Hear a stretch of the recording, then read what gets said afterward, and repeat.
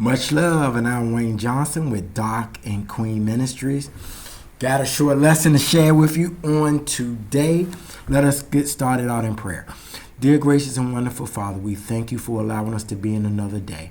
We thank you, Father, for your love and your compassion. We thank you, Father God, for all the many things that you do for us, your children. Father God, please teach us, share with us so that we may be able to share to others what thus says the Lord, that we may do the work of God that will bring peace, harmony, and order to this world. We thank you, Father God. We lift you up, and in Jesus' name I do pray. Amen. Hey, everyone. Just want to share with you on today why I take my calling seriously. I'm going to first start out with reading Ephesians chapter 4, verse 11 and 12. And it reads, "So Christ himself gave the apostles, the prophets, the evangelists, the pastors, and the teachers to equip his people for works of service, so that the body of Christ may be built up." God, I knew for a long time now, has called me to be a teacher. Not an apostle, not a prophet, not an evangelist or a pastor, but a teacher.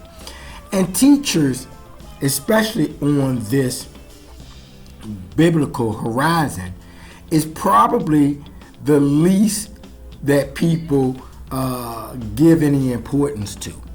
And I'm okay with that. And I know that.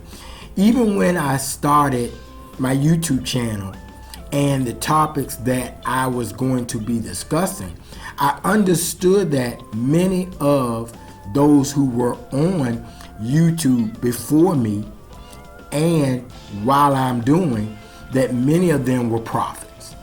And we as people want to hear from prophets because prophets get the hearing from God in a prophetic way, and we are enamored with hearing from them.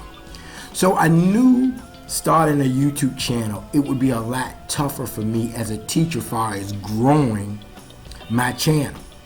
But I'm okay with that because I understood and I allow the Lord to share with me that as a teacher, it's important for us as teachers is to make sure that people understand God's word and not so get caught up with what they prophetically hear.